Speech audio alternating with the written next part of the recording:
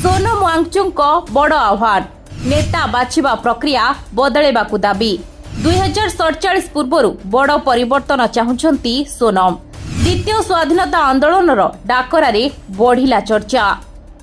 काहाकू target करी एमिति कहिले सोनम वांगचुक तांकर देश पई एते बड़ आह्वान को नहीं एबे चर्चा रे काहेकि देले द्वितीय स्वाधीनता आंदोलन बार्ता। आ सबुठु बड़ प्रश्न सोनम वांगचुक ए डाकर टार्गेट रे किए?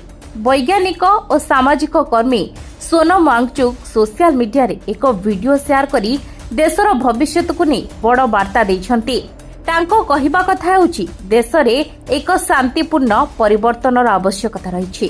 केवल सरकार बदल नुहे नेता बाछिबार प्रक्रिया रे मध्य परिवर्तन आसिबा दरकार बोली से कहिसंती। आउ एठारु ही आरंभ हेउची पूरा मामलार असली ट्विस्ट। 2047 रे भारत स्वाधीनतार 100 वर्ष पूर्ण करिवो। ता पूर्वरु देश को एक सम्मानजनक और दृढ़ राष्ट्र भावे गढ़िबा पई वर्तमान व्यवस्था रे परिवर्तन आवश्यक बोली सोनम वांगचुक मत देइछंती। से आहुरी एक गुरुतर प्रसंग उठाइछंती।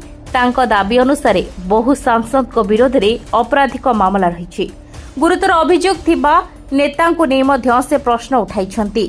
तेबे सोनम को चिंता केवल अभियोग रे अटकी जाय नहीं। से कहिछंती देशर नागरिक माने एमिति लोकन को आगो को आणंतु जो माने निस्वार्थ निर्भीक भल चरित्रर एवं दक्ष अर्थात नेता बाछिबा बेले लोकन को भूमिका आहुरी शक्तिशाली हो एहा हेउची तांको वार्ता।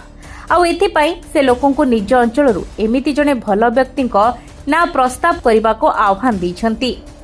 सोनम वांगचुक कहवा कथा हेउची देशर एक शांतिपूर्ण परिवर्तन आवश्यक। आउ एठी परिवर्तन पई से देशर भल निर्भीक लोकन को एकाठी हेबाकू डाक दैछंती। से सीधासळख कहिसंती आसंतु आमे समस्ते मिसी भारतर द्वितीय स्वाधीनता आंदोलन आरंभ करिबा। एई बयान परे एबे स्वाभाविक भाबरे चर्चा बढ़िछि। तेबे सोनम वांगचुक आह्वान केवल एक वार्ता ना आगकू यह एक बड़ अभियान रूप नेब?